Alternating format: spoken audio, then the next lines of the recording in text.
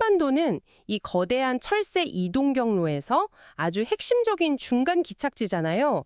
이 습지들이 새들한테는 거의 사막의 오아시스 같은 곳일 텐데 이게 사라진다는 건 정말 심각한 문제겠네요. 네, 맞습니다. 새들 입장에서는 매년 들르던 고속도로 휴게소가 갑자기 문을 닫아버리는 거나 마찬가지죠. 그래서 법이 만들어졌어요. 만약에 개말 사업 때문에 어쩔 수 없이 습지를 훼손하게 되면요. 훼손한 사람이 책임진다. 이 원칙에 따라서 그만한 가치를 가진 습지를 다른 곳에 새로 만들어줘야만 합니다.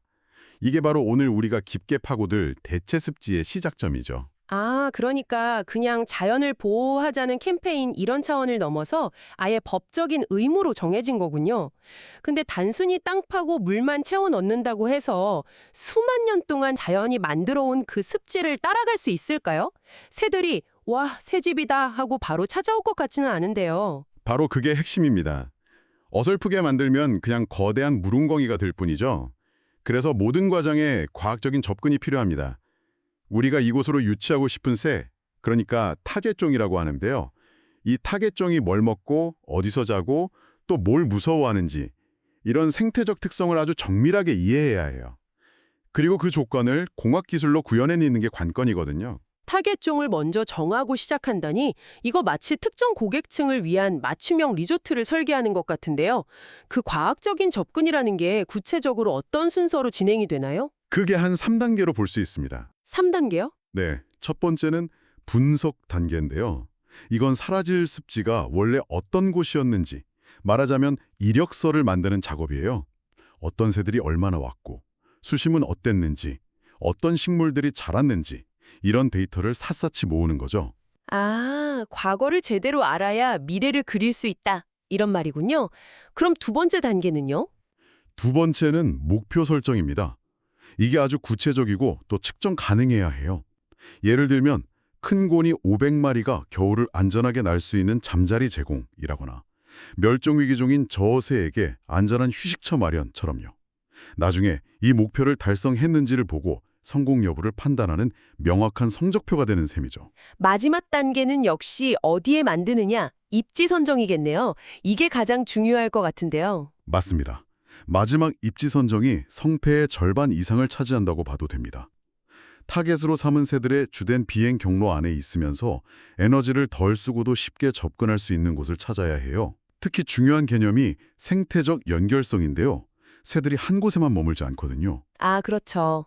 여기서 밥 먹고 저기서 잠자고 또 다른 곳에서 쉬기도 하고요. 이렇게 여러 서식지를 연결하는 네트워크의 일부가 되어야 진짜 살아있는 습지가 될 수 있습니다. 알겠습니다. 그럼 이제 본격적으로 새들의 입장이 되어서 이 새들이 원하는 게 대체 뭔지 한번 들여다보죠. 모든 새가 똑같은 5성급 호텔을 원하진 않을 테니까요. 아주 중요한 포인트입니다. 흔히 그냥 새라고 뭉뚱그려 생각하지만 물새들은 먹는 방식이나 좋아하는 환경에 따라 완전히 다른 그룹으로 나뉩니다. 이걸 길드라고 부르는데요. 길드요? 네, 쉽게 말해서 취향이 비슷한 애들끼리 모인 동호회 같은 개념이죠. 설계는 어떤 길드를 메인 타겟으로 하느냐에 따라 정말 180도 달라집니다. 길드라니 재밌는 표현이네요. 어떤 동호회들이 있나요? 우선 가장 흔히 볼 수 있는 청둥오리가 속한 수면성 오리류 길드가 있습니다. 이 친구들은 뷔페를 좋아해요. 수심 한 10에서 30cm 정도 되는 얕은 물에서요. 머리만 물에 박고 엉덩이를 치켜드는 자세, 그걸 업밴딩이라고 하거든요. 아, 그 엉덩이만 동동 떠 있는 귀여운 모습 말씀이시죠? 네, 맞습니다. 그 자세로 바닥에 있는 식물 씨앗이나 작은 생물들을 훑어먹기 때문에 얕고 넓은 물, 그리고 물이 살짝 빠졌을 때 드러나는 진흙갯벌이 꼭 필요합니다. 그럼 물속으로 완전히 잠수했다가 나타나는 애들은 또 다르겠네요? 걔들은 얕은 물에서는 살기 힘든가요? 네, 완전히 다른 환경을 요구합니다. 흰죽지 같은 잠수성 오리류가 두 번째 길드인데요. 이들은 뭐랄까 심해 탐험가들이죠. 수심 1m 이상 되는 깊고 넓은 수면이 필요해요. 깊이 잠수해서 먹이를 잡고 특히 이륙할 때 물 위를 한참 달려나가야 하거든요. 그래서 장애물 없는 활주로 같은 공간이 꼭 있어야 합니다. 활주로라니 비유가 아주 재밌네요. 그럼 다리가 긴 도요새나 물대새들은요? 세 번째 길드인 도요 물대새류는 해변의 미식가들이라고 할 수 있습니다. 수심이 0에서 5cm. 5cm요? 정말 얕네요. 네, 발목도 채 잠기지 않는 물가나 축축한 진흙바닥을 부리로 콕콕 찌면서 돌아다니거든요. 이들에게 가장 중요한 건 맛있는 먹이보다도 안전입니다. 주변에 키 큰 풀이 있으면 포식자가 숨어 있을까 봐 불안해하거든요. 아, 그래서 탁 트인 시야가 확보된 공간을 선호하는군요. 바로 그거죠. 마지막은 아무래도 덩치 큰 새들이겠군요. 두루미나 고니 같은. 맞습니다. 흑두루미나 큰고니 같은 대형 조류는 안전한 침실이 가장 중요합니다. 덩치가 크니까 눈에 잘 띄잖아요. 그래서 살쾡이 같은 포식자들이 쉽게 접근할 수 없는 물 가운데 얕은 곳이나 모래톱에서 무리지어 잠을 잡니다. 결국 새들도 맛집을 찾아오는 거군요. 겨울을 나려면 잘 먹어야 할 텐데 이 새들을 위한 최고의 레스토랑은 어떻게 만들어야 할까요? 단순히 식물 씨앗만 많으면 될까요? 과거에는 그렇게 생각했는데 요즘에는 단백질의 중요성이 훨씬 강조되고 있어요. 습지 바락에 사는 깔따구 유충 같은 작은 무척추 동물들이 사실은 고단백 영양식이거든요. 그런데 우리나라 습지 생태계에는 거의 치트키 수준의 특별한 메뉴가 하나 있습니다. 최특히요? 그게 뭔가요? 바로 새선매작이라는 식물입니다. 사촉과의 식물인데요. 중요한 건 잎이 아니라 땅속에 달리는 작은 덩이줄기, 튜버라고 하죠. 이게 겨울철 새들한테는 그야말로 고농축 에너지바 같은 역할을 합니다. 실제로 낙동강 하구 같은 우리나라의 핵심 철새 도래지를 분석해보면요. 이 새선매작의 분포 면적이 그에 찾아오는 오리나 고니의 숫자를 결정짓는 가장 중요한 열쇠, 즉 핵심 변수 중 하나로 밝혀졌습니다. 잠깐만요. 이건 정말 놀라운데요? 그러니까 수많은 복잡한 요인들 속에서 결국 이 새선매작이라는 식물 하나가 네네. 그해 겨울에 수천 수만 마리의 철새가 올지 말지를 결정하는 핵심 열쇠가 될 수 있다는 말씀이시군요. 네, 그만큼 절대적인 영향을 미칩니다. 그래서 성공적인 대체 습지를 만들려면 이 새선매작이가 잘 자랄 수 있는 환경을 만들어주는 게 굉장히 중요하죠. 그럼 그런 최고의 맛집을 만들어주려면 그러니까 물과 땅을 어떻게 설계해야 하는지 구체적인 레시피가 궁금해지는데요. 가장 기본인 물은 어떻게 공급해야 하나요? 특히 비가 적은 겨울철에요. 하늘만 바라보고 있겠다. 이건 굉장히 위험한 생각이죠.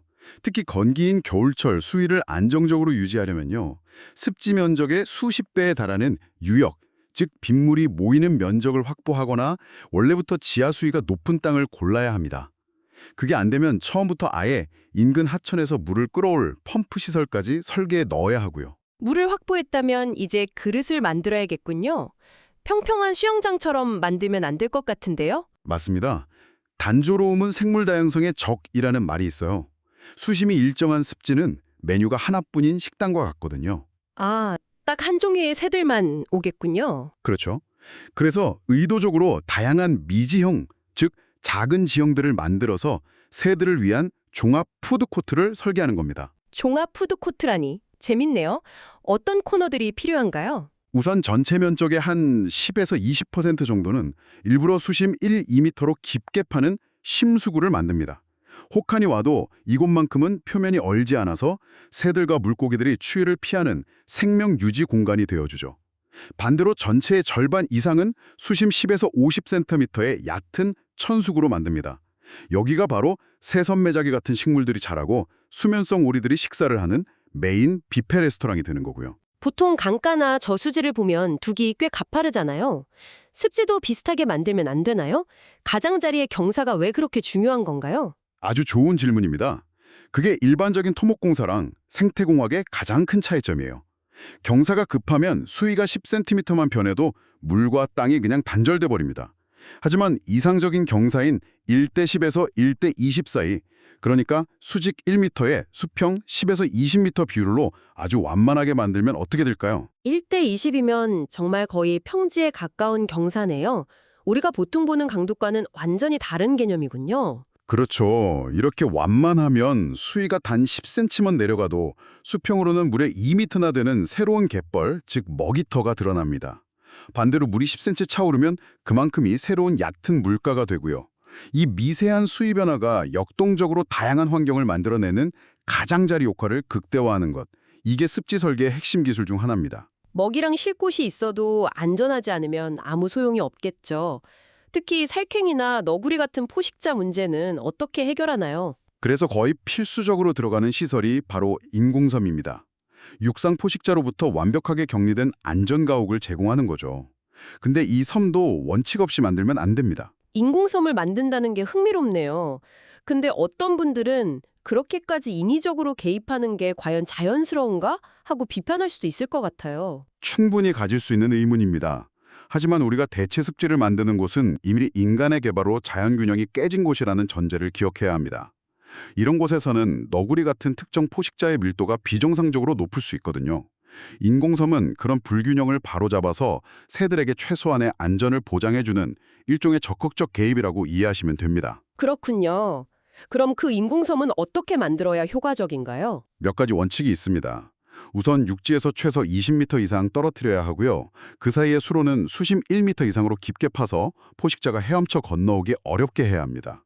식생 관리도 중요한데 나무가 너무 빽빽하면 오히려 맹금류의 기습 장소가 될 수 있어요. 아, 오히려 위험해질 수도 있군요. 네, 그래서 키 작은 풀만 남기거나 아예 흙이 드러난 상태로 두는 게 주변을 경계해야 하는 두루미나 도요새에게는 훨씬 더 좋은 환경입니다. 자, 이렇게 완벽한 하드웨어를 갖춘 습지를 만들었다고 칩시다. 이걸로 끝은 아닐 것 같은데요. 살아 움직이는 생태계로 만들기 위한 운영 노하우, 그러니까 소프트웨어가 더 중요할 것 같습니다. 정확합니다. 오히려 진짜 시작은 습지를 다 만들고 난 다음부터죠. 가장 강력하고 중요한 운영 도구가 바로 수위 조절입니다. 자연의 건기와 우기 사이클을 우리가 인위적으로 흉내내서 습지의 생산성을 최대로 끌어올리는 습윤 토양 관리 기법이 핵심입니다. 계절의 변화를 인위적으로 만든다는 건가요? 마치 연극 무대의 조명을 바꾸듯이요? 네, 딱 그런 개념입니다. 봄에는 물을 아주 천천히 빼주면 갯벌이 드러나죠. 그럼 북쪽으로 날아가는 도요새들이 여기에 들러서 갯벌 속 무척 추동물을 먹고 에너지를 보충하고요. 여름에는 아예 바닥이 쩍쩍 갈라질 때까지 완전히 말립니다. 토양에 산소를 공급하고 땅속에 잠자고 있던 피나 역귀 같은 먹이식물 씨앗들이 싹을 틔울 기회를 주는 거죠. 그리고 가을이 오면 다시 물을 채우는 거겠군요. 맞습니다. 여름 내 무성하게 자란 풀들을 위로 가을에 서서히 물을 채우면 이 식물들이 물에 잠겨 썩으면서 이걸 먹는 무척추동물이 폭발적으로 늘어납니다. 씨앗들은 물 위로 떠오르고요. 이게 바로 남쪽으로 내려오는 오리떼에게 차려주는 첫 번째 만찬이 되는 겁니다. 그리고 겨울 내내 안정적인 수위를 유지하면서 편안한 월동지가 되어주는 거죠. 이 사이클을 매년 반복하는 겁니다. 듣다 보니 이런 수위 조절이 주변의 다른 이해관계랑 충돌할 수도 있겠다는 생각이 드네요. 예를 들면 농사 짓는 분들이라던가요. 실제로 그런 갈등의 대표적인 사례가 창원의 주남 저수지입니다. 농민들은 다음 해 농사를 위해 겨울에도 저수지에 물을 가득 채워두길 원했고 환경단체는 철새들을 위해 수위를 낮춰서 갯벌을 만들어달라고 요구했죠. 수십 년간 갈등이 있었어요. 하지만 결국 과학적인 데이터를 근거로 사회적 합의를 이뤄냈습니다. 겨울철 특정 기간에만 수위를 인위적으로 낮춰서 새와 농민이 상생하는 적응형 관리라는 해법을 찾은 거죠. 습지 하나만 잘 만드는 걸 넘어서 주변 지역과의 연계도 중요해 보입니다. 물론입니다. 특히 국토가 좁은 우리나라에서는 습지만으로는 부족해요. 주변의 넓은 농경지를 일종의 보조서식지, 그러니까 제2의 식당으로 활용하는 사회 경제적인 접근이 반드시 필요합니다. 농경지를 활용하려면 농민들의 자발적인 참여가 필수일 텐데 어떻게 그분들을 설득할 수 있을까요? 그래서 나온 제도가 바로 생물다양성 관리계약, BMC라고 하는데요. 철새 보호 활동에 참여하는 농가에 정부가 인센티브, 즉 보상금을 지급하는 제도죠. 예를 들어 추수 후에 집을 갈아엎지 않고 남겨두거나 겨울철 논에 물을 가둬서 인공적인 얕은 습지, 문온을 만들어주는 활동 등이 포함됩니다. 이게 효과가 아주 커요. 이 제도가 정말 성공적으로 자리 잡은 곳이 있나요? 순천만의 흑두루미 희망농업단지가 전 세계적으로도 손꼽히는 모범 사례입니다. 단순 보상금을 넘어선 종합적인 모델인데요. 흑두루미 비행에 위협이 되는 전봇대 280여 개를 아예 뽑아버렸고요. 와, 대단하네요. 그리고 여기서 생산된 친환경 쌀을 흑두루미 쌀로 브랜드화해서 더 비싼 값에 팔 수 있게 지원했죠. 심지어 순천만 국가정원의 엄청난 관광 수입 일부를 다시 이 농업단지 기금으로 환원하는 선순환 구조까지 만들었습니다. 이건 보전을 통해 지역 경제가 살아나는 완벽한 모델을 보여준 겁니다. 이제 마지막으로 현대적인 과제들을 좀 짚어보겠습니다. 겨울에 공원에 가면 새들에게 먹이를 주는 분들을 흔히 보는데 이건 어떻게 봐야 할까요? 인위적 먹이 주기는 참 어려운 딜레마입니다. 강장 혹한기에 굶주리는 새들의 생존을 돕는다는 긍정적인 면도 분명히 있지만 너무 많은 새를 한 곳에 인위적으로 밀집시켜서 조류 인플루엔자, AI 같은 질병이 퍼질 위험을 높이고 또 새들의 야생성을 잃게 한다는 비판이 공존하거든요. 그래서 장기적으로는 직접 먹이를 주기보다는 아까 말씀드린 문헌 조성처럼 새들이 스스로 먹이를 구할 수 있는 환경 자체를 넓혀주는 게 훨씬 바람직한 방향입니다. 조류 인플루엔자 얘기가 나왔으니 말인데요. AI가 발생하면 뉴스에서 철색 도래지에 하얀 방역차들이 와서 소독약을 대대적으로 뿌리는 장면을 자주 봅니다. 이건 효과적인 방법인가요? 그건 절대 해서는 안 될 매우 위험하고 명백히 잘못된 방식입니다. 제가 현장에서 본 최악의 사례 중 하나는 방역팀이 접근하니까 거대했던 흙두루미 무리가 여러 개의 작은 무리로 쪼개져서 인근의 여러 농경지로 흩어져 버린 일이었어요. 세상에, 그건 방역이 아니라 오히려? 사실상 바이러스 확산 작전이 되어버린 거죠. 환경부 지침으로도 서식지에 직접 소독약을 뿌리는 건 금지되어 있습니다. 정말 충격적이네요. 그럼 올바른 방역은 어떻게 해야 하는 건가요? 소독은 축산 농가를 오가는 차량의 바퀴나 탐방객들이 다니는 길에 한정해야 합니다. 그리고 AI 위험 단계가 심각으로 올라가면 아예 탐방객 출입을 전면 통제해서 사람과 철새의 접촉 자체를 원천적으로 막는 것. 그게 가장 과학적이고 효과적인 방법입니다. 마지막으로 이런 습지들이 점점 도시와 가까워지면서 인간의 간섭을 줄이는 노력도 중요하겠네요. 네, 아주 중요합니다. 가장 기본은 새들의 시야에서 우리 모습을 감추는 거예요. 습지 주변에 키 큰 갈대나 나무를 촘촘하게 심어서 시각적인 차단막, 차폐 식재를 하는 거죠.